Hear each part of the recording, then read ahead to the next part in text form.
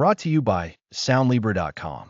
You can find a direct link to our full library in the description of this audio, or visit us anytime at Soundlibra.com.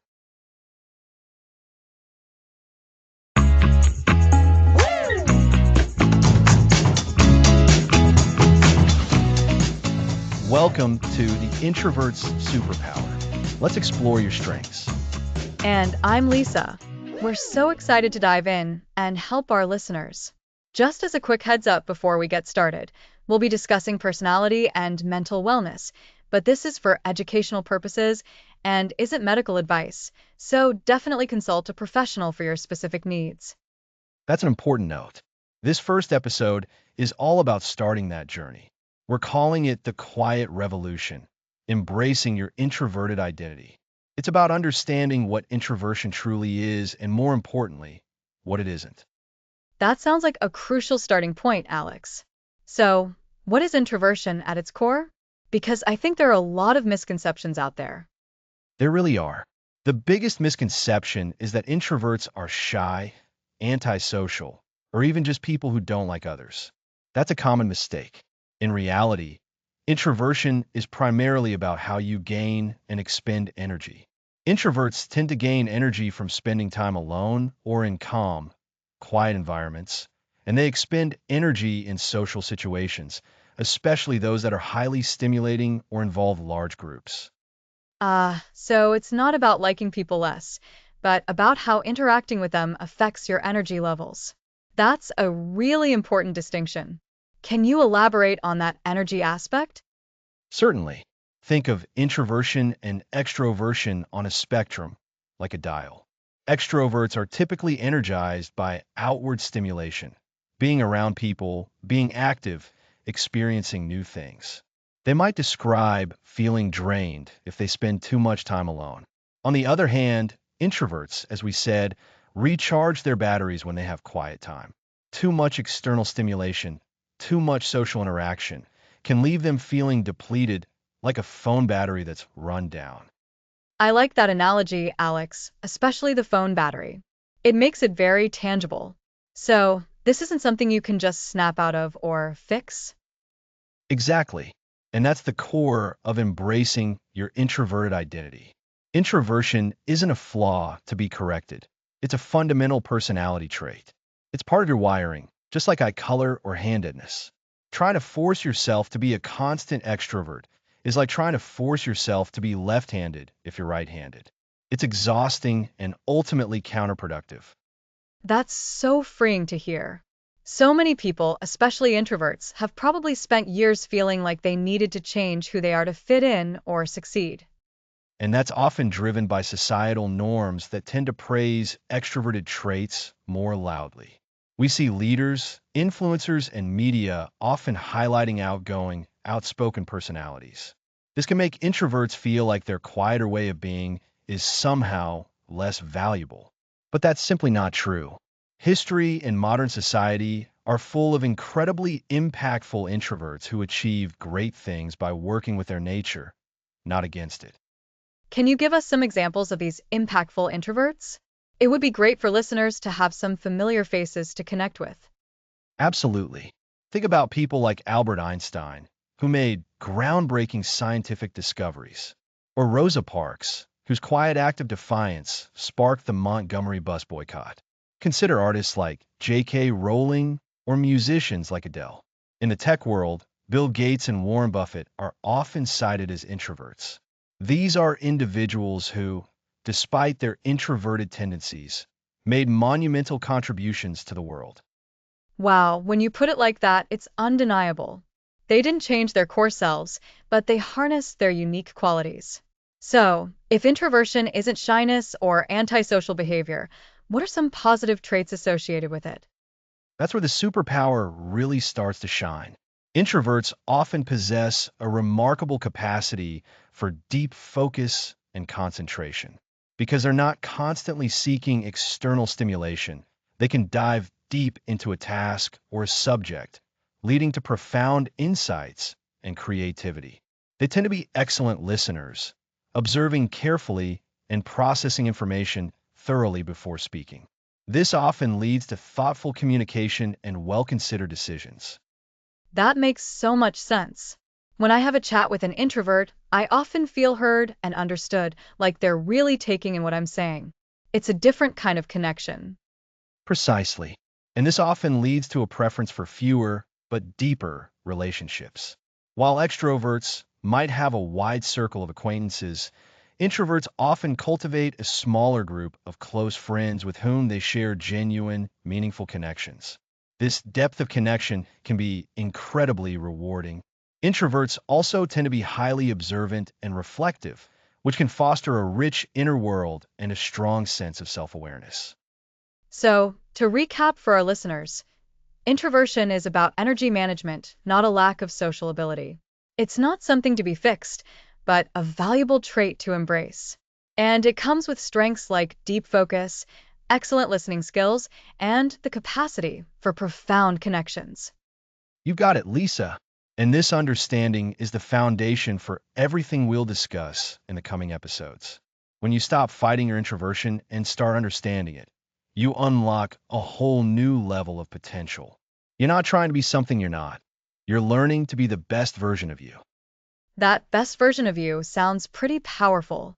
It's about recognizing and appreciating those quiet strengths that might have been overlooked or undervalued before. Indeed, this first episode is about planting that seed of acceptance. It's about saying, I am an introvert, and that is okay. In fact, it's great. The quiet revolution isn't about being loud. It's about a powerful internal shift in perspective and self-worth. It's a revolution of self acceptance. I think that's a fantastic way to describe it. So, where do we go from here, Alex? What's next for our listeners on this journey?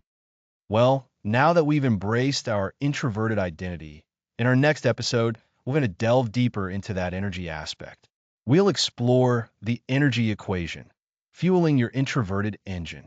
We'll talk about how introverts can consciously manage their energy to avoid burnout and maximize their output, using their natural tendencies to their advantage. That sounds incredibly practical and essential. I'm looking forward to that. Me too. So, for this episode, the key takeaway is simple. You are not broken, and you don't need to be fixed. Your introversion is a significant part of who you are, and it comes with its own unique and powerful set of strengths. Embrace it. Embrace it, nurture it, and prepare to unleash your superpower. Thanks for listening.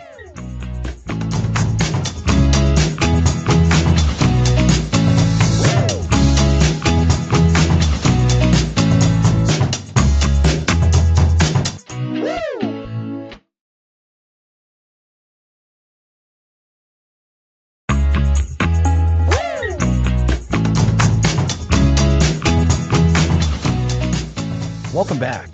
Last time, we explored the rich landscape of introvert identity. Now, let's tackle the heart of introversion, the energy equation. That's right, Alex. We established that introversion is about energy. Now, we'll unpack where that energy comes from, where it goes, and how introverts can intentionally manage it. It's about fueling your introverted engine. Exactly, Lisa. Have you ever felt completely drained after a long day of meetings, a busy social event, or even just a crowded commute? For introverts, this feeling is often a result of our energy reserves being depleted by external stimulation. I can definitely relate. It's like our internal batteries drain faster in certain situations. Understanding how that works is key to managing it better. Precisely. The key difference between introverts and extroverts is how they process external stimuli. Extroverts gain energy from social interaction and external activity. The more going on around them, the more energized they often feel. So, for an extrovert, a party might be an energy boost. That's so different from how many introverts experience it. It is. For introverts, prolonged or intense external stimulation can be draining. Our internal world, our thoughts, feelings, and reflections, is where we generate and replenish our energy. We process information more deeply, and that internal processing takes energy. So, if social events or busy environments drain us, what activities actually refuel an introvert? That's the core question. The primary way introverts recharge is through quiet time and solitude. Think about reading a book, engaging in a hobby, spending time in nature, listening to music, journaling, or quietly reflecting. These activities allow our internal batteries to recharge. It's about turning inwards, then, giving ourselves space to process and recharge without external demands. Exactly. And it's essential self-preservation.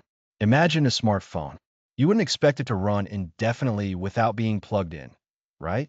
Our introverted energy system needs dedicated time to plug ourselves back in. That's a fantastic analogy. So, the crucial part is recognizing what drains us and what replenishes us, and then consciously incorporating more replenishing activities. Absolutely. This brings us to the concept of the social battery, which we'll explore further in the next episode. For now, let's focus on identifying your personal energy drains and replenishes. Reflect. What situations leave you depleted? What activities leave you feeling refreshed? Keeping a journal of these observations could be helpful. I know I sometimes don't realize how much energy an interaction took until much later. That's so true. Once you identify these, the next step is intentional planning. Introverts thrive when they can schedule restorative downtime. This isn't about being antisocial. It's about being smart with our energy. If you know you have a demanding week, proactively schedule some quiet evenings or weekend mornings to yourself. So, it's about being proactive rather than reactive, building in recovery time before we hit depletion. You've got it. This proactive approach allows us to show up more fully and with more energy when we do engage with others. When our energy is managed well, we can be more authentic and engaged. It sounds like a continuous feedback loop. We need to be mindful of our energy, understand how to manage it, and then use that understanding to plan our lives in a way that supports our introverted nature. Indeed, we must learn to listen to our internal cues. That feeling of needing to withdraw, of wanting quiet, is not a sign of weakness. It's your body and mind telling you it needs to recalibrate. Honoring these needs is the foundation of thriving as an introvert. So, to recap, introverts and extroverts have different energy systems. Extroverts gain energy from external stimulation, while introverts gain energy from internal reflection and solitude.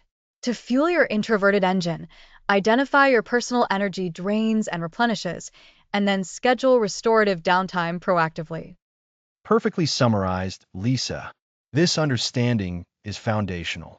When you respect your energy needs, you empower yourself to engage with the world on your own terms, offering your unique strengths without burning out. It's about working with our introversion, not against it. Understanding our energy flow helps us create a life that feels sustainable and fulfilling. Absolutely. So, remember to pay attention to your energy. What drains you? What replenishes you? And how can you create more time for those replenishing activities? Investing in your alone time is investing in your well-being and your ability to engage authentically. And as we move into our next episode, we'll be applying this understanding of energy management directly to our social interactions. We'll be discussing this social battery and how introverts can master their social energy. That's right. Next episode, Decoding the Social Battery, Mastering Your Interactions. Until then, take good care and remember to recharge.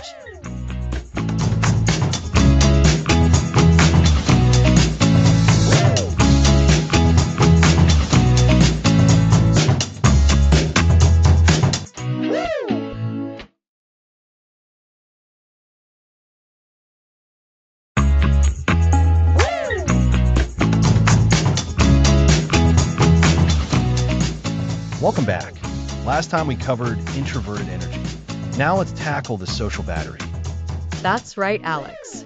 If episode 2 was about understanding how we get our energy, episode 3 is all about how we spend it, especially in social situations.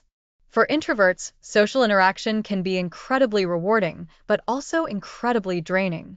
We need to learn how to manage this drain effectively. Exactly. Think of it like a physical battery much like the one in your phone or a laptop. When you start your day, your social battery is full. Every conversation, every meeting, every social event you attend takes a little bit of that charge. Extroverts tend to gain energy from social interaction, but for us introverts, it's a consumption process. So, for us, social exhaustion isn't just feeling a bit tired, it's a genuine depletion of our mental and emotional resources. It's that feeling where you just want to retreat to a quiet space and recharge. Precisely. And recognizing that feeling is the first step. The key isn't to avoid social interaction altogether. That's not sustainable or desirable for most of us. Instead, it's about optimizing those interactions to get the most value and joy with the least amount of drain. So, how do we do that? One of the most powerful strategies is setting clear boundaries. Boundaries can feel tricky for introverts. We often want to be agreeable and avoid disappointing others. But those unspoken expectations can quickly drain our social battery. What does setting boundaries look like in practice? It starts with a little self awareness. Before a social event, ask yourself, how much time and energy can I realistically commit? It's okay to say no to a second event that day, or to leave a party a little earlier than everyone else. It's also about what you do say yes to. Instead of committing to a whole weekend of back to back social activities, perhaps schedule one meaningful engagement. So, it's about being intentional rather than just letting plans happen to you. It's also about communication, right? How do we communicate these boundaries without feeling guilty or rude? That's the million-dollar question. Often, we can frame it positively. Instead of saying, I can't stay long because I get tired, you might say, I'm so excited to see everyone. I'll need to head out a bit early to make sure I'm fresh for tomorrow, but I'm really looking forward to it. It's about being honest about your needs without oversharing or making excuses. And remember, the people who truly care about you will respect your limits. That makes a lot of sense. It's about preserving your energy so you can be present and engaged when you are socializing, rather than pushing yourself to the point of complete depletion. Exactly. And that leads us to another aspect of social interaction, small talk. For many introverts, small talk can feel like a superficial hurdle. It consumes energy without necessarily providing a deep connection. Oh, the dreaded small talk. How about this weather? Or busy week? It can feel like a lot of words for very little substance. It can, but there are ways to navigate it more efficiently. Think of small talk not as an end in itself, but as a bridge. It's a way to initiate connection, to gauge the other person's openness, and to find common ground that might lead to a more meaningful conversation. It's a necessary lubricant for social gears. A lubricant. I like that analogy. So, instead of dreading it, we can see it as a tool. How can introverts use this tool effectively? One approach is to prepare a few open-ended questions. Instead of asking something that can be answered with a simple yes or no, ask something that invites a story or an opinion. For example, instead of "Did you have a good weekend?" try "What was the highlight of your weekend?" Or if a topic comes up, instead of "Do you like movie?" ask "What did you think of movie?" That's practical. It shifts the focus from a quick response to a shared reflection, and it might reveal interests that we can then pursue further. Precisely. And another strategy is to steer conversations towards topics that genuinely interest you. If you find yourself making small talk about something you have no passion for, it's going to drain you faster. Look for opportunities to pivot. If the conversation is about movies and you're passionate about a particular book, you could say, that reminds me, I just finished a fascinating book about X. Have you read anything interesting lately? So, we can use small talk as a way to find those deeper conversational threads. And when we find them, we can dive in. This leads us to the idea of engaging in more meaningful conversations. What does that look like for introverts? Meaningful conversations are where introverts often shine. We tend to prefer depth over breadth. These are conversations where you can share your thoughts, explore ideas, and feel a genuine connection with the other person. The key here is to be present and to listen deeply. What does listening deeply entail, beyond just hearing the words? It means giving the speaker your full attention. Put away distractions. Make eye contact and really process what they're saying. Ask clarifying questions to show you're engaged and to ensure you understand. It's about creating a space where the other person feels heard and valued. This kind of interaction, while it might require mental effort, is often more energizing for introverts because it feels authentic and fulfilling. So, high quality, deep conversations can actually refuel our social battery in a way. Exactly. It's the difference between passively consuming a lot of low battery notifications and having one deeply engaging, enriching conversation. It's about prioritizing those interactions that feed your soul rather than just fritter away your energy. Another strategy I've found helpful is managing the environment of social interaction. Sometimes, simply choosing a quieter setting or a smaller group can make a huge difference. Absolutely. If you have a choice, opt for a coffee shop chat over a loud concert or a one-on-one dinner over a large networking event. And if you're in a situation with a lot of stimulation, look for opportunities to step away for a few minutes. A quick walk outside, or even a moment in a quieter room, can help you reset and return to the interaction with renewed energy. So, to recap, managing our social battery is all about being intentional. It involves 1. Setting clear, communicated boundaries. 2. Navigating small talk strategically as a bridge to deeper connection. And 3. Prioritizing and engaging in meaningful conversations that genuinely energize us. And we also talked about choosing environments and taking brief resets. That's a perfect summary, Lisa. It's about being proactive, not just reactive to our social needs. It's about recognizing that our social energy is valuable and deserves respect. By implementing these strategies, we can navigate social situations with more confidence, enjoy richer connections, and avoid the dreaded social burnout. We can leave an event feeling satisfied, not depleted. It's empowering to know we have these tools to shape our social experiences in a way that honors our introverted nature. Indeed. And the more we practice these skills, the more natural they'll become, and the more we'll be able to harness the power of our introversion in all aspects of our lives. Absolutely. It's about thriving, not just surviving, in the social world. Next episode, we'll be exploring the power of deep connection and how introverts can build truly authentic relationships.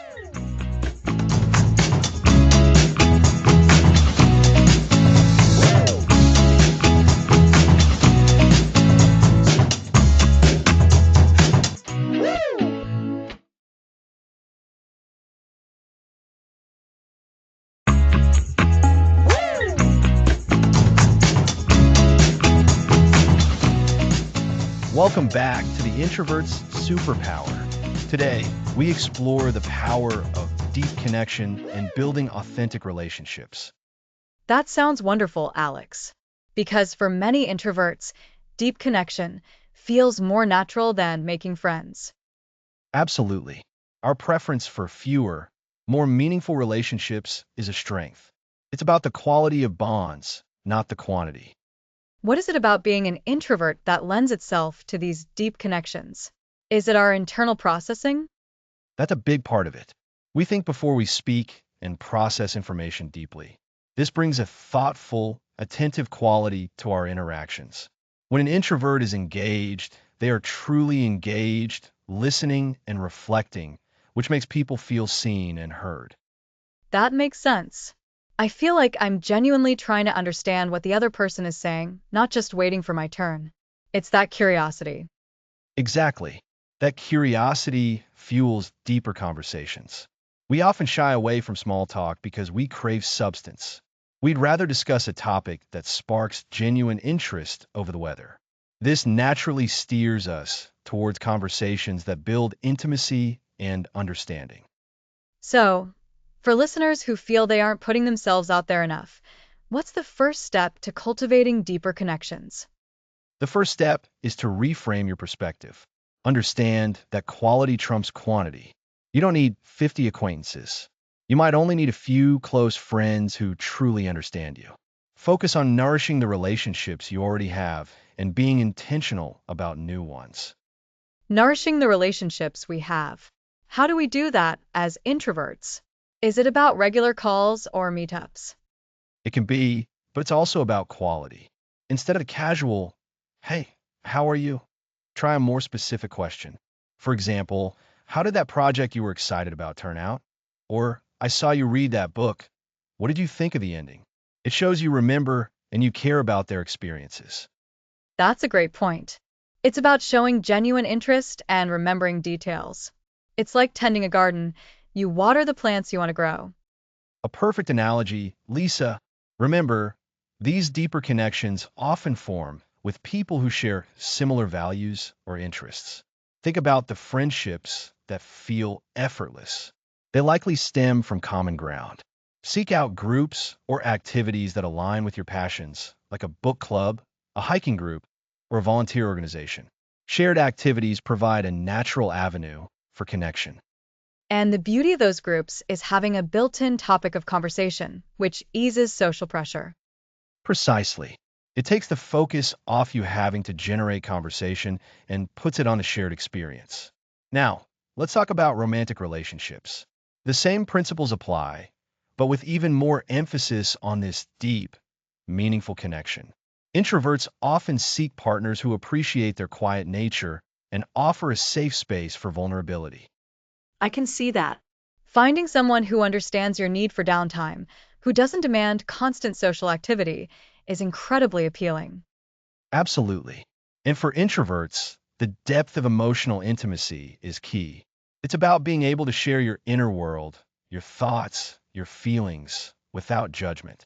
This requires trust, and trust is built through consistent, genuine interaction. It's about showing up for each other in the everyday moments of quiet support and understanding.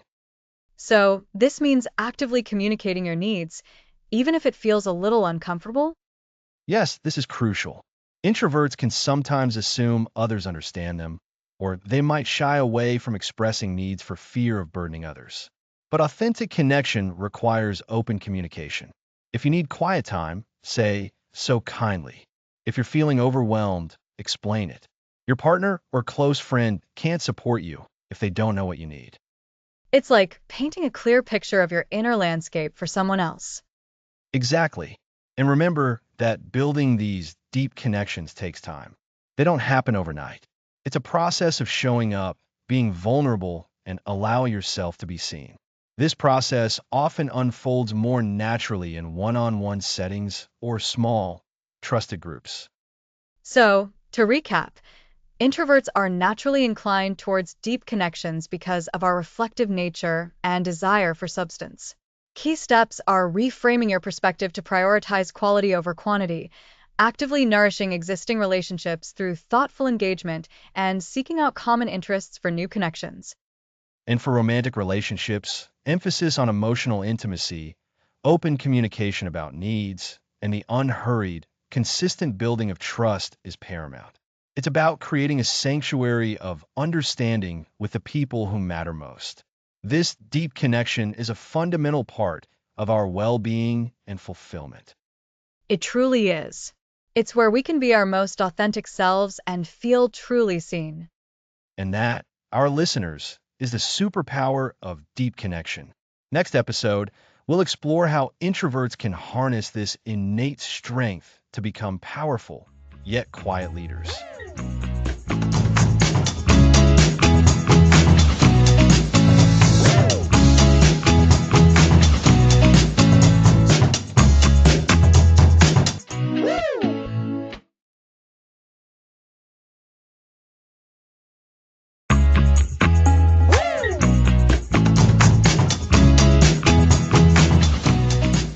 Welcome back. Last time, we explored building authentic relationships through deep connection. Today, we're shifting to the professional realm to discuss a powerful but often overlooked leadership style, quiet leadership. It's about leading from within, leveraging core introverted strengths like thoughtfulness and deep listening. Think about the energy management principles we discussed earlier. Quiet leaders tap into their internal resources for focused, careful consideration. So, instead of constant outward projection, they use their internal energy thoughtfully. This looks like making decisions after gathering information thoroughly. They signal a commitment to well-informed choices. And active listening is crucial. They truly hear their team, understanding needs and ideas at a deeper level. They ask insightful questions to genuinely understand, making team members feel valued. This means more quality in communication and less quantity, creating space for others and absorbing their input. Precisely. And their keen observation skills allow them to notice details, identify issues early, and recognize individual talents. This provides targeted support and fosters growth.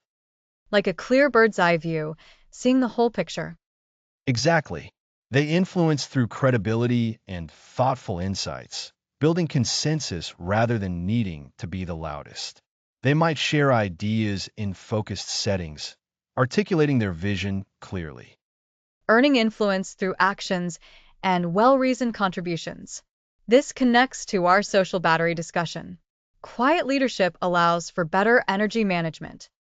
By strategizing interactions and focusing on meaningful engagement, they prevent burnout. It's a sign of mature leadership. What are some practical strategies for quiet leaders to assert their ideas? Preparation is key. Prepare key points beforehand, perhaps write them down or rehearse. Don't hesitate to share prepared thoughts proactively before a meeting. Taking control by being well prepared. And find allies. Colleagues who appreciate thoughtful contributions can help amplify your voice. Strong relationships, as we discussed, build trust. A network of respected people can act as advocates. Also, gentle persistence. If an idea wasn't fully heard, revisit it strategically.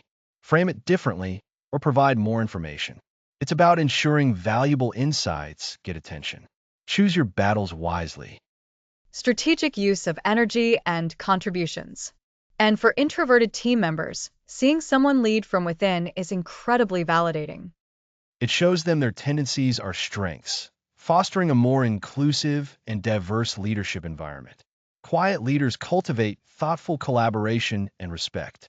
Remember, leadership isn't one size fits all. The most effective leaders understand their strengths and leverage them. Quiet leadership proves this. The ability to think deeply, listen attentively, and lead with conviction is a powerful asset. Quiet leadership is authentic leadership. It uses thoughtfulness, active listening, and observation. It builds trust through engagement and influences through credibility. Strategies include preparation, alliances, and persistence. It's a powerful way for introverts to lead and thrive. Next episode, Communication with Clarity, the Introvert's Art of Expression. Looking forward to it. Thanks for listening.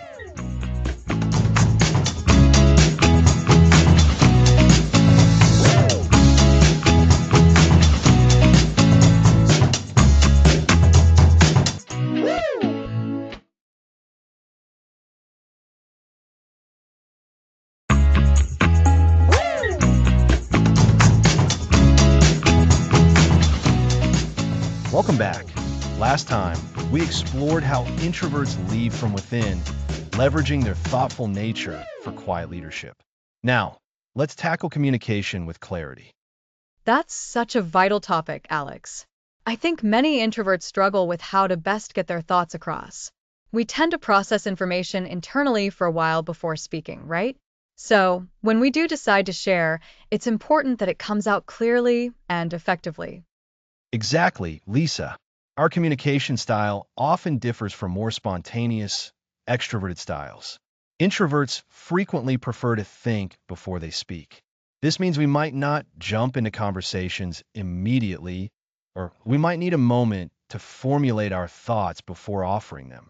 This isn't a flaw, it's a characteristic of how we process information. So, it's about recognizing that our natural inclination to pause and reflect can actually be a strength when it comes to clear communication. It's not about being silent, but about being deliberate. Precisely. One of the key strategies for introverts to communicate with clarity is preparation.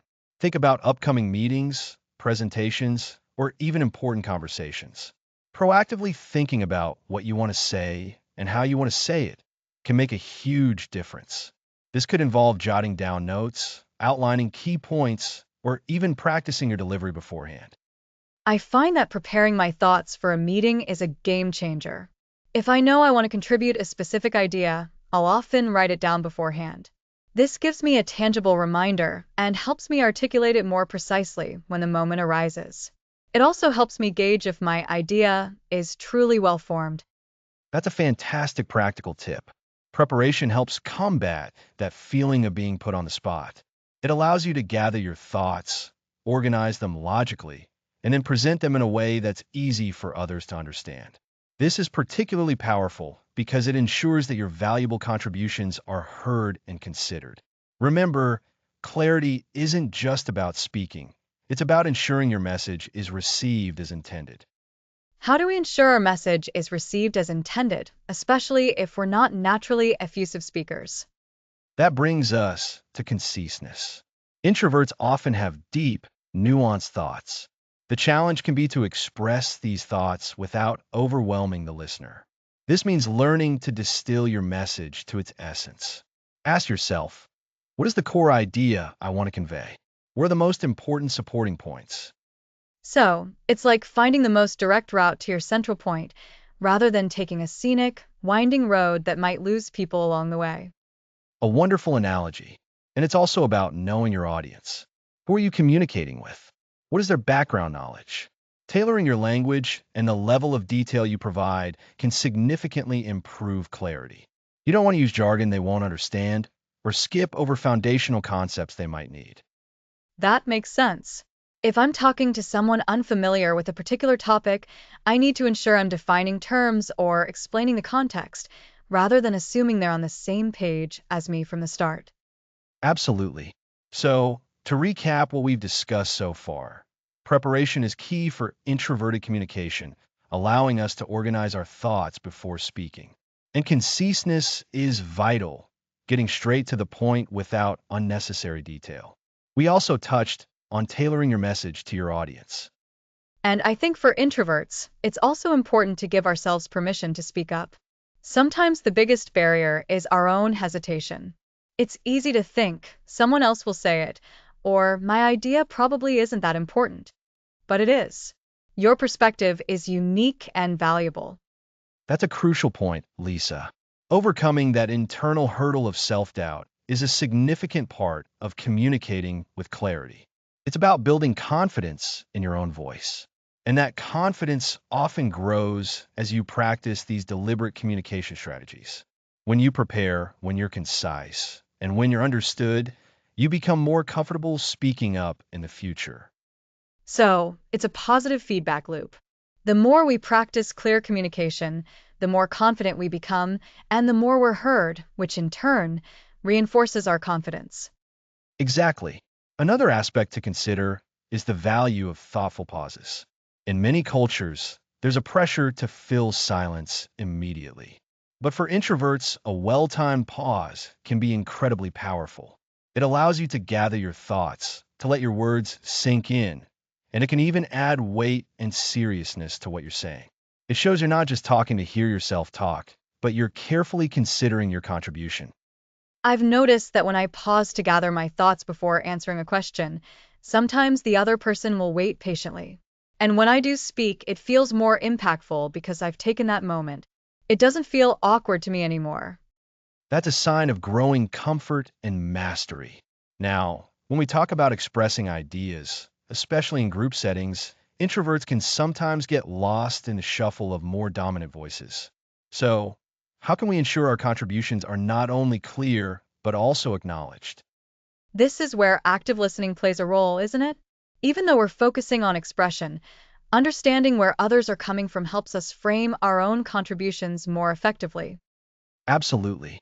Active listening allows us to process what's being said, identify opportunities to contribute, and ensure our points are relevant and build upon the existing conversation. When you can connect your idea to something someone else has said, it makes your contribution more integrated and less like an interruption. For instance, you might say, building on what colleague's name just shared about X, I've been thinking that. That's a great way to link our thoughts and show we've been engaged. It frames our input as a continuation, rather than a standalone statement that might feel abrupt. Precisely. And for those who find spontaneous contributions challenging, consider using designated times for input, like during round-robin sharing in meetings or by contributing in writing before or after discussion. Email, chat platforms, or shared documents can be excellent tools for introverts to articulate their thoughts thoroughly without the pressure of immediate verbal response. That's a really valuable point. Not all communication has to happen in real-time verbal exchanges. For introverts, leveraging written communication can be a superpower for clarity. We can meticulously choose our words, structure our arguments, and ensure we've expressed everything we intended. Indeed. So, let's synthesize what we've covered in this episode on communication with clarity. We started by acknowledging the introvert's natural preference for thoughtful, deliberate expression. We then highlighted the power of preparation, urging you to think and outline your thoughts before speaking. We discussed conciseness, distilling your message to its core, and the importance of tailoring your communication to your audience. We also emphasized overcoming hesitation and building confidence in your own voice. And we explored the strategic use of thoughtful pauses and active listening to enhance our contributions. Finally, we touched on leveraging written communication as an effective channel for introverts to express themselves clearly and thoroughly. It really comes down to strategic, thoughtful expression that respects both our internal processing and the need for our ideas to be understood by others. Well said, Lisa. By mastering these techniques, introverts can truly unlock their art of expression, ensuring their insights are not just heard, but understood and valued. It's about making our quiet voices powerful. And that's a superpower in itself. Next episode, we'll be tackling networking without the nerves, exploring how introverts can build their circles effectively.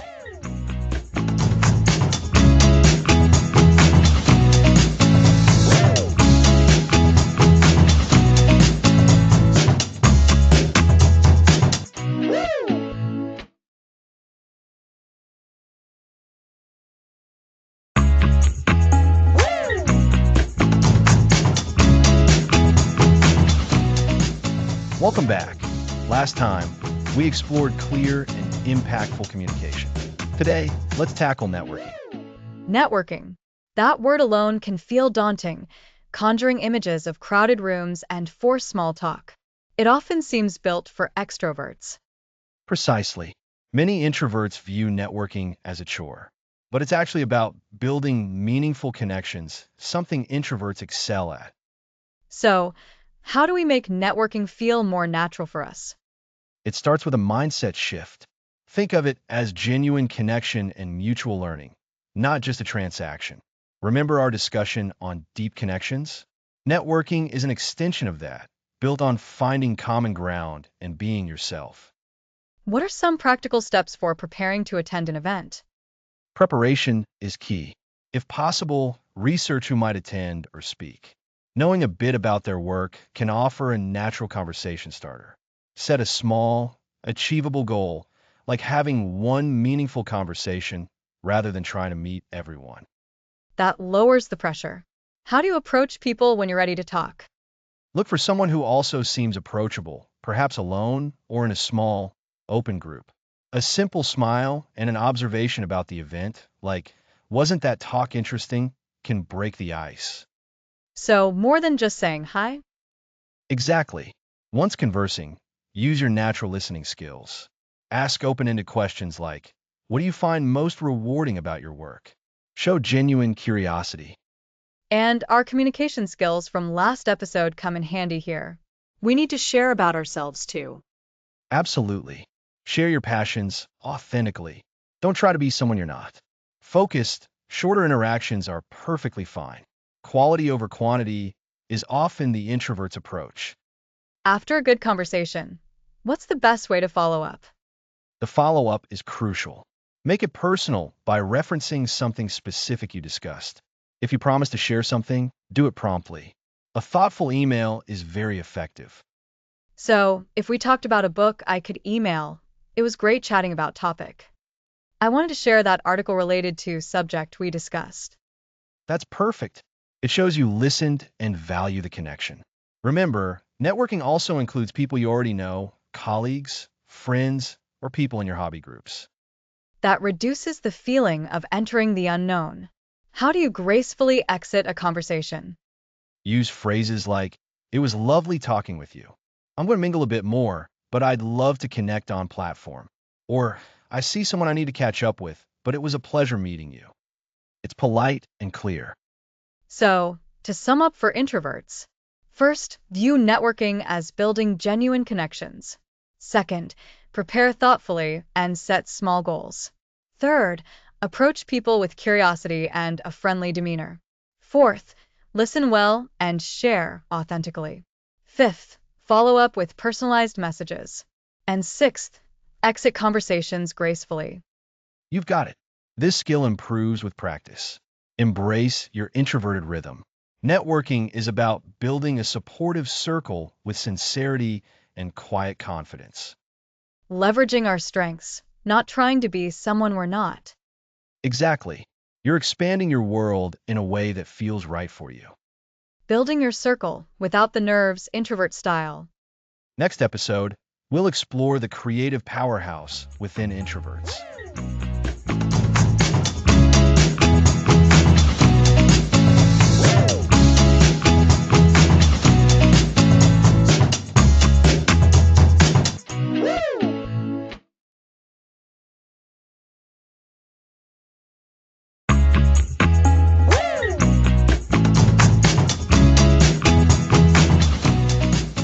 Welcome back to the Introvert's Superpower. Today, let's unlock your ingenious potential. That's right, Alex. It feels like a natural progression. We've talked about energy management, social interactions, and leadership, all of which can be incredibly creative endeavors. And it makes sense, doesn't it? Introverts often have this rich, vibrant inner world. So, today we're focusing on that inner world and how it fuels innovation and original thought. We're calling this episode The Creative Core, Unlocking Introverted Ingenuity. Absolutely. Let's start by establishing the connection. So many famous artists, writers, musicians, and inventors throughout history have identified as introverts. Think about authors like Jane Austen or J.K. Rowling, or scientists like Albert Einstein. What do they all have in common beyond their incredible output? It's often a profound capacity for introspection and deep thought. And that introspection, that rich inner life, is really the bedrock of creativity for introverts, isn't it? Unlike extroverts who might draw energy from external stimulation and interaction, introverts tend to recharge by turning inward. This inward focus allows for a more sustained engagement with their own thoughts and ideas.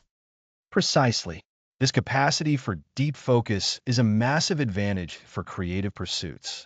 When an introvert is engaged in a project, they can often shut out distractions and immerse themselves fully. This sustained, concentrated attention is where those truly original ideas can blossom. It's like a gardener tending to a delicate plant. They give it the focused attention it needs to grow and flourish undisturbed.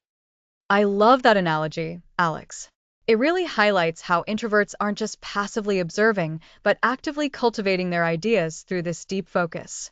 So, it's not just about sitting quietly, but about actively engaging with their thoughts in a powerful, concentrated way. Does this deep focus also relate to observation skills? It absolutely does. Introverts often possess a keen sense of observation because they tend to process information more internally and carefully. They notice details that others might overlook. They're the ones who see the subtle nuances in a situation, the undercurrents in a conversation, or the unique patterns in everyday life.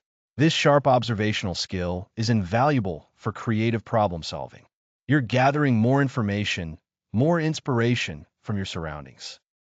So, it's a combination of that internal processing, that deep dive into their own thoughts, and a very attentive outward gaze. It's like they're building a comprehensive mental library of observations, which they can then draw upon for creative projects. Exactly. And this leads us to a key concept, the introvert's rich imagination. Because they spend more time in their own heads, their imaginations often become highly developed.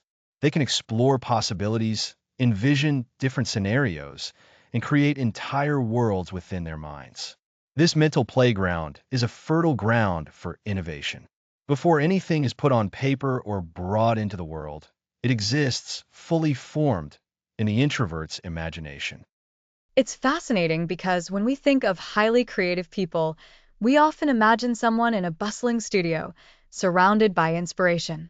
But this episode is showing us that the introvert's creative process can be profoundly internal, almost solitary, at least in its initial stages. And that's perfectly valid and indeed, often highly effective. It's about understanding that creativity isn't a one-size-fits-all phenomenon. For introverts, it often thrives in quieter, more reflective environments. This can manifest in various ways. For instance, when solving a complex problem, an introvert might take the time to step away, ponder it from different angles, and connect seemingly unrelated ideas. They're not rushing for the quickest answer. They're seeking the most insightful one. And this approach can lead to truly groundbreaking solutions because they aren't just accepting the status quo. They're dissecting it, examining it, and looking for the novel angle. It's that ability to look at a problem from a fresh perspective, often informed by their detailed observations and imaginative thinking, that sets them apart. Speaking of innovation, let's consider the introvert's preference for depth over breadth. In creative endeavors, this often translates to a commitment to mastery. An introvert might spend years honing a specific skill, be it writing, painting, coding, or composing music, delving into every intricate detail. This dedication to deep understanding and practice allows them to achieve a level of expertise that fuels truly original contributions. That makes perfect sense. Instead of dabbling in many things, they might focus deeply on one or two areas, becoming true experts. And through that deep engagement, they find opportunities to innovate, to push boundaries because they understand the subject so thoroughly. Exactly. Now, how can introverts actively cultivate and leverage this creative core? The first step, as we've touched on, is to embrace and protect their need for solitude and reflection. Don't shy away from time alone. See it as essential fuel for your creative engine. Schedule dedicated time for thinking, brainstorming, and simply letting your mind wander. So, consciously carving out that alone time is crucial. It's not a luxury, but a necessity for creative output. What else can listeners do? Next, actively engage your observational skills. Make it a conscious practice. When you're out and about, or even just interacting with people, really pay attention. What do you notice? What details stand out?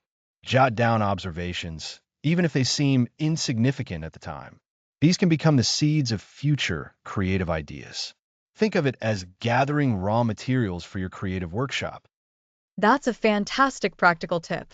So, be present and be observant.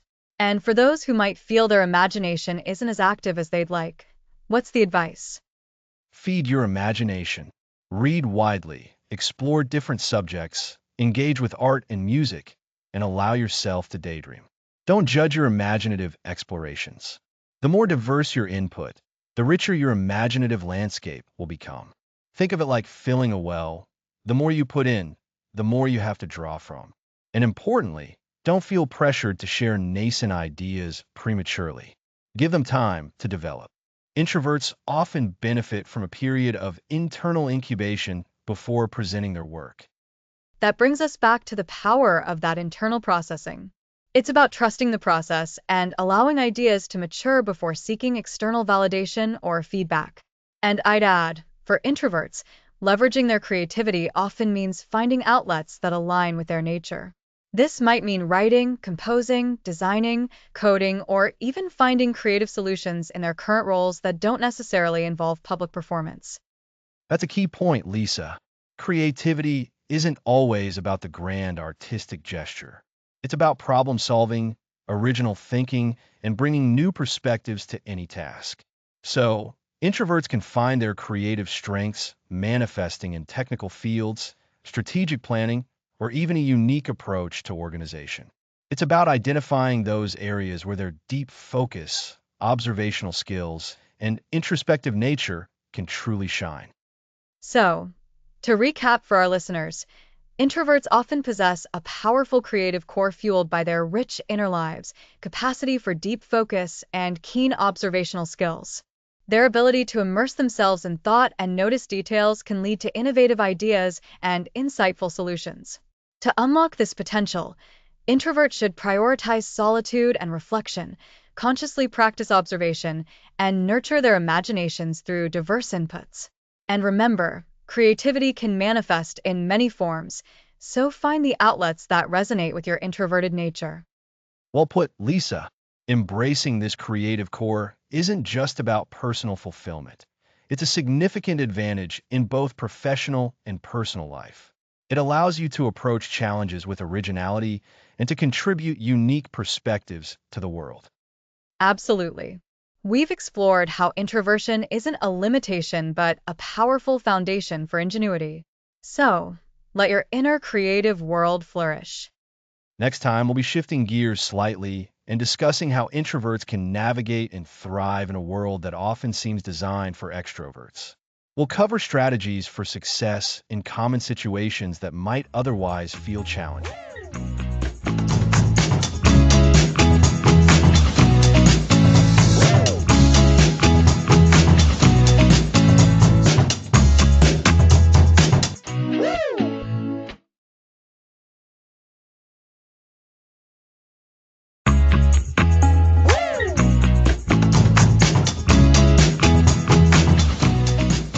Welcome back.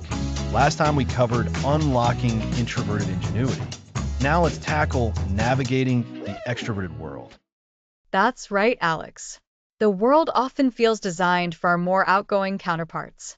So, how do we, as introverts, not just survive, but truly thrive in environments that can sometimes feel a little much? Exactly. It's about embracing and leveraging your introverted identity. Today, we're focusing on practical strategies for bustling offices, large social gatherings, or busy public spaces. So, Alex, where do we begin? What's the first step to feeling more comfortable and confident in stimulating settings? The first step is something we've touched upon quite a bit: managing your energy.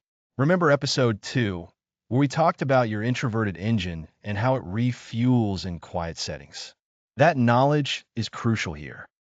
Ah, the energy equation. So, before entering a situation that might drain us, we need to think about our energy levels.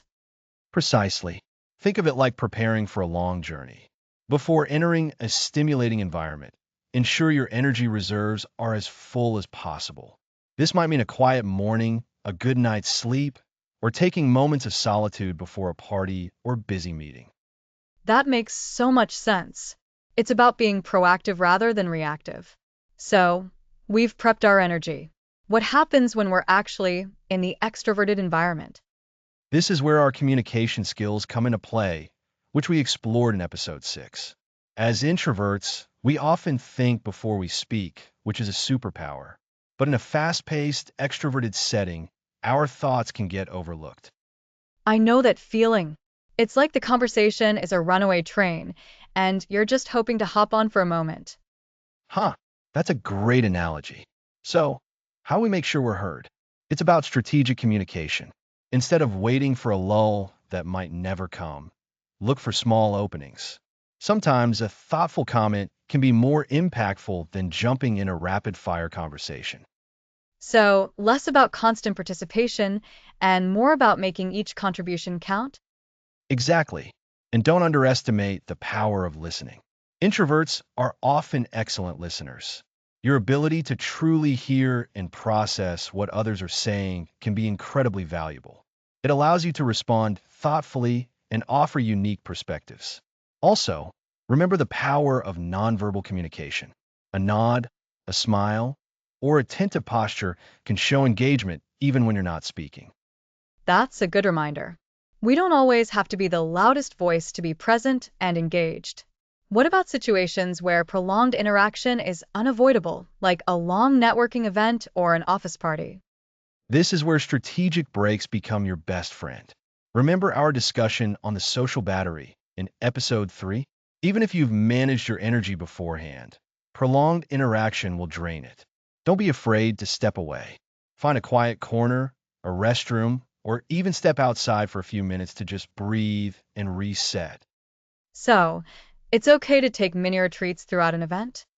Absolutely. It's about self-preservation, so you can re-enter the interaction refreshed and able to engage more effectively. Think of these as strategic pit stops. When you return, you can re-engage with renewed focus. That takes a lot of pressure off, knowing you have permission to do that. What if the extroverted environment is the workplace? Many offices can be very collaborative and, let's face it, noisy. The workplace is a prime example. Here, we can leverage our introverted strengths in leadership and communication, as we discussed in episodes 5 and 6. For instance, in meetings, prepare your thoughts beforehand. If you have a complex idea, writing it down or outlining it can help you present it clearly and concisely. So, using our natural inclination to think things through and prepare them to our advantage. Precisely. Another strategy for the workplace is to create personal space or quiet zones within a more open environment. This might involve using noise-canceling headphones for focused work or communicating your need for uninterrupted time to colleagues. This isn't about being unapproachable, but about signaling when you need to concentrate. This is really helpful. It's about setting boundaries and communicating needs clearly, not about withdrawing entirely. We've talked about navigating social events and the workplace. Are there any other common extroverted environments that introverts might find particularly challenging? One significant area is the world of networking. We covered this in episode 7, but it's worth touching on how to adapt in generally extroverted networking circles. The key is to shift your mindset. Instead of seeing networking as a performance, view it as building genuine connections. That's a crucial distinction. When we focus on authentic connection, the pressure to be constantly on or to make small talk fades. Exactly. Seek out individuals who seem receptive to deeper conversation.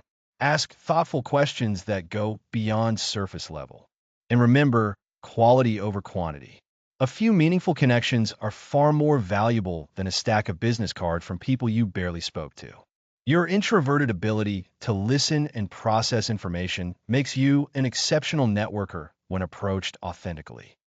So, for introverts navigating extroverted spaces, the core strategies seem to be: first, manage your energy proactively. Second, communicate strategically and thoughtfully. Third, don't be afraid to take breaks and create personal space. And fourth, reframe challenging environments like networking through the lens of authentic connection. You've summarized it perfectly, Lisa. It is about adapting your approach without sacrificing your core introverted self. It's about understanding the dynamics of the environment and then applying the skills and self-awareness we've cultivated throughout this series. Remember, the world needs your quiet strengths and thoughtful perspectives. By navigating these extroverted spaces with intention and self-awareness, you can not only survive, but truly lead and contribute. It really is about finding that balance and using our unique introverted traits to our advantage, even in a world that often seems geared the other way. Absolutely. So, until then, keep embracing your introverted superpower. Thanks for listening.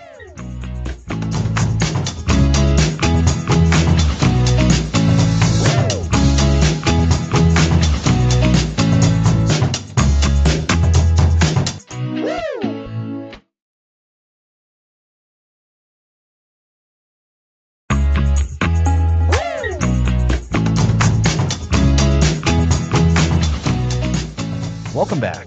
Last time we covered navigating the extroverted world. Now let's discuss raising introverted children.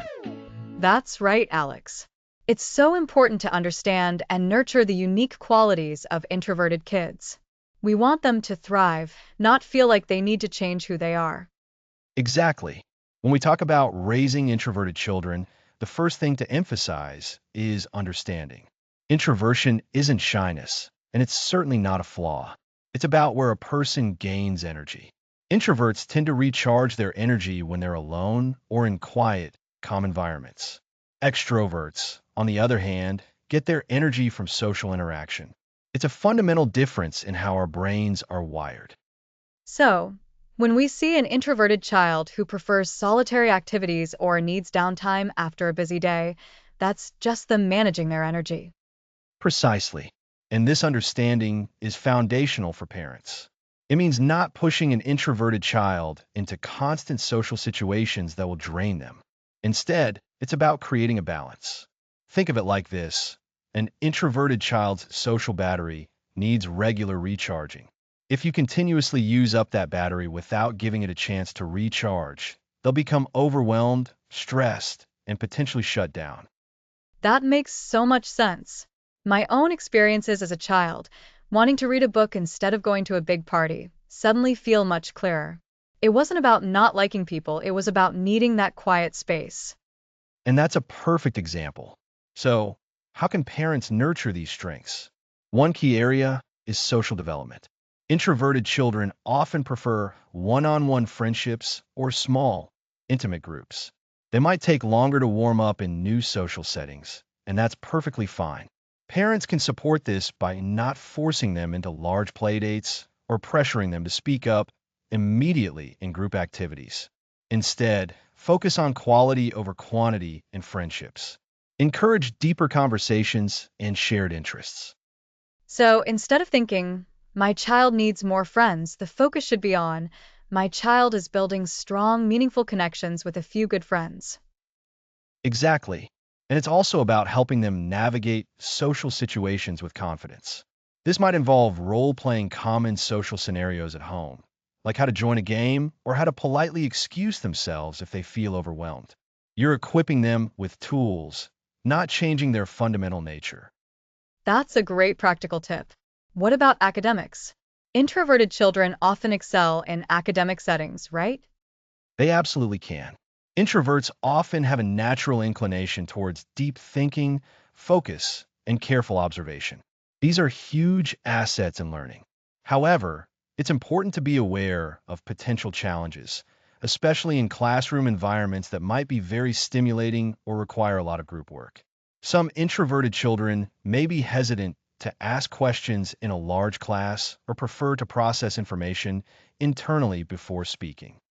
So, what can parents do to support their academic journey? Encourage their deep thinking.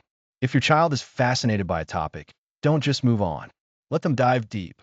Provide resources, books, or even just dedicated time for them to explore their interests. For classroom participation, you can work with teachers to find ways for them to contribute without feeling put on the spot. This could be through written responses, small group discussions, or opportunities to share their thoughts at a time when they feel most comfortable. Also, advocate for quiet study spaces at home, free from distractions, so they can truly focus and absorb information. I think that's a powerful message for parents. Partner with their child's natural inclinations. It's about creating an environment where their introversion is seen as a strength, not a weakness to be overcome. And this ties directly into fostering their creative core. Many introverts are highly imaginative, observant, and have a rich inner world. Think of writers, artists, scientists who often find their breakthroughs in solitude. Parents can nurture this by providing opportunities for creative expression. This could be art supplies, musical instruments, writing journals, or simply quiet time for daydreaming and imaginative play. It's about recognizing that their quiet time isn't wasted time. It's often where their most profound work and growth happens. Absolutely. And a crucial aspect of raising introverted children is also helping them communicate their needs effectively. Since they might not always vocalize their discomfort or exhaustion, parents can teach them to recognize these feelings in themselves and then articulate them.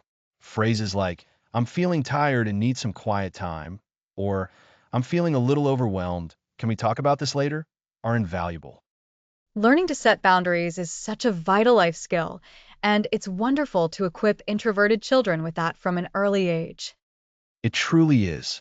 And for parents, it's vital to remember self-care for yourselves, especially if you're an extrovert raising an introvert.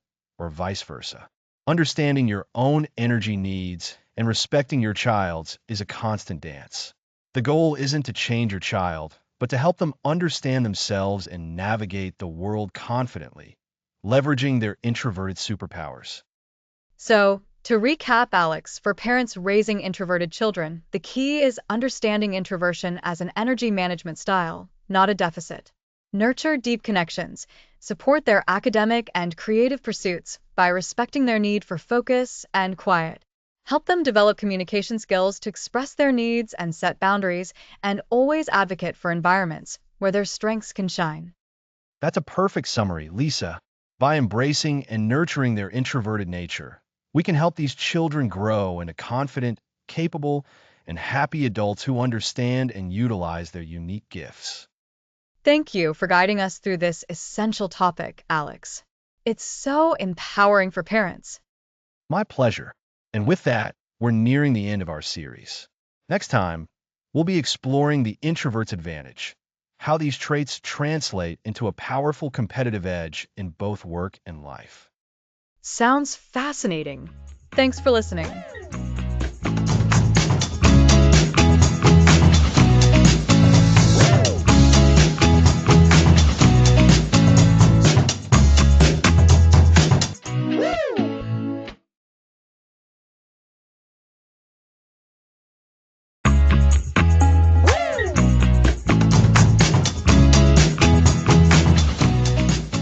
Welcome back to the Introvert's Superpower. Today, we'll merge our knowledge to reveal a crucial aspect, your inherent advantage in work and life. That's right, Alex. We've explored introversion, energy management, and social navigation.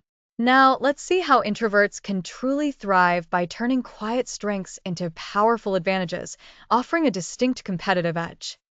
Consider leadership. Introverts often excel through deep understanding, thoughtful decisions, and empathy. They truly listen, foster psychological safety, and make well-considered choices, building invaluable trust and loyalty. And that thoughtful approach aids strategic thinking. Processing information deeply and considering multiple angles helps introverts see the bigger picture and anticipate challenges. It's about having the clearest plan, not the loudest voice. Precisely. Introverts naturally lean towards sustained focus and deep concentration. In a world of distractions, the ability to dive deep, eliminate noise, and produce high-quality work is a rare and valuable commodity. This is where true innovation often thrives. It's like a superpower for concentration. While others might multitask, an introvert can be in the zone, truly mastering a subject. This depth of focus provides a massive competitive edge. And communication. Introverts often prefer thoughtful, clear messages. This means their communication is usually well-crafted, purposeful, and easily understood. This clarity prevents misunderstandings and ensures ideas are heard. So it's about being precise, not just quiet. This precision also applies to building relationships. The focus on deep, authentic connections leads to stronger, more loyal relationships with colleagues and clients. Introverts invest in quality, resulting in more meaningful collaborations. Building that trust through genuine connection is invaluable. This naturally connects to networking. Introverts can effectively build a few strong relationships rather than meeting everyone. It's about finding your people for meaningful exchanges. Quality connections are key. This aligns with introverts' creative core. That tendency towards introspection fuels incredible creativity and innovation. Introverts bring unique perspectives and original ideas by connecting concepts in novel ways. This creativity is a powerful differentiator. Introverts, with their ability to analyze deeply and consider multiple angles, often find solutions others miss. They explore nuances for optimal answers. When navigating the extroverted world, it's about leveraging these advantages. Prepare thoroughly for meetings, gather data, and present your well-reasoned ideas confidently. This preparation is a strategic advantage in itself. Exactly. It's about working with your introverted nature, and through managing your energy and social battery wisely, Introverts can maintain high productivity and effectiveness long term, avoiding burnout and consistently delivering quality work. So, introversion offers significant advantages: deep focus, thoughtful communication, authentic connection, strategic thinking, and quiet creativity. These are powerful tools. By managing your energy and understanding your social battery, you can deploy these strengths consistently, leading to impactful contributions and a fulfilling professional life. It's about playing to your strengths. The world increasingly values thoughtful leadership, genuine connection, and deep problem solving, all areas where introverts naturally excel. Embrace your unique contributions to achieve remarkable success. Next episode: Thriving Authentically, your introvert superpower unlocked.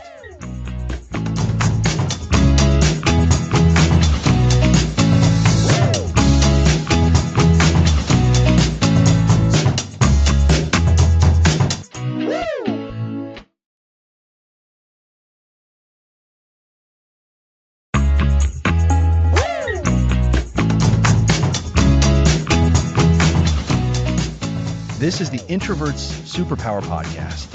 I'm Alex. And I'm Lisa. We've reached episode 12, our final episode.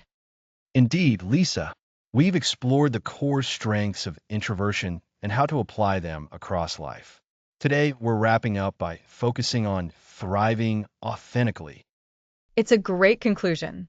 We've delved into introversion as a different way of processing the world and managing energy, not a social deficit. That energy equation is key. Introverts recharge with solitude and can find social interaction draining. It's about managing your energy for effective engagement. And that management helps build deeper connections.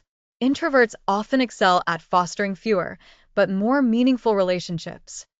We also discussed introverts as thoughtful leaders and the art of clear expression, finding your voice without always being the loudest. Networking without nerves was a big one, showing how to build your circle comfortably. We then unlocked introverted ingenuity, recognizing the powerful, innovative minds that often come from introverted thinkers. Navigating the extroverted world with practical strategies was crucial, focusing on adaptation, not assimilation. And raising introverted children means nurturing their unique strengths and providing the right environment. Most recently, we highlighted how introversion offers a distinct competitive edge personally and professionally. The common thread is thriving authentically by embracing your introverted superpower. What does thriving authentically mean in practice for an introvert? It means living in alignment with your true self. Your natural inclination toward reflection, deep thought, and focused engagement is a powerful way of being. It means choosing environments and interactions that energize you. So, it's about being honest with your needs?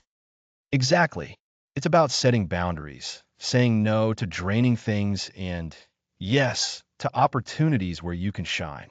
Your contributions, whether through focused work, analysis, or deep connections, are incredibly valuable.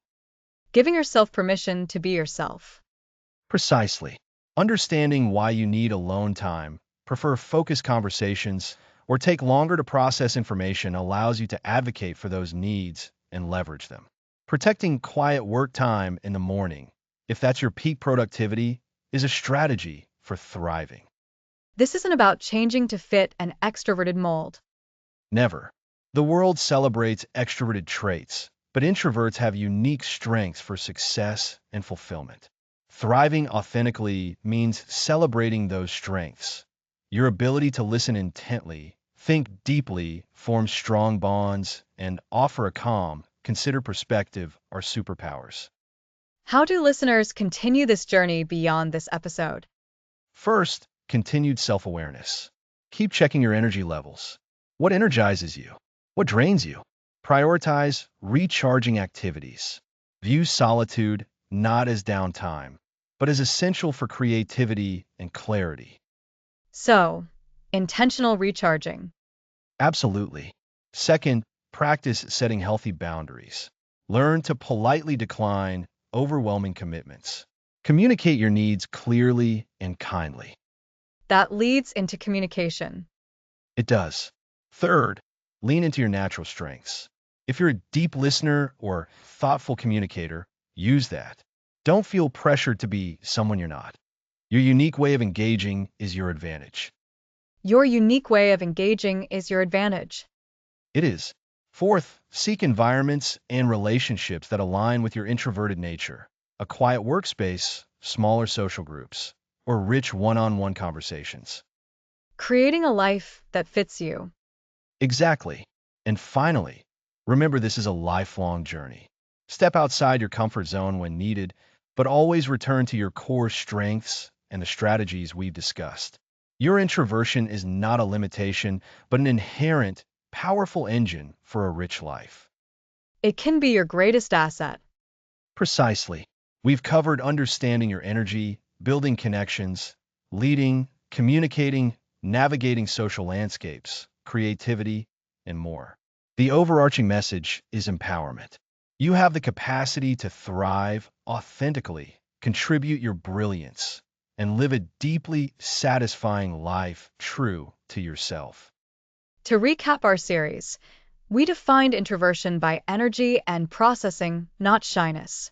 We explored managing your energy and social battery to build deep connections. We saw how introversion leads to powerful leadership and clear communication. We learned about networking, creativity, and navigating an extroverted world. We also touched on nurturing introverted children and recognized the distinct advantages introverts possess. Each episode built towards this. True thriving comes from embracing and leveraging your introverted nature with confidence and authenticity. It's been a pleasure sharing this journey with you, Lisa, and with all our listeners. We hope you feel empowered to embrace your introverted superpower and live your most authentic, thriving life. Thank you for joining us for all 12 episodes. Thanks for listening to the series.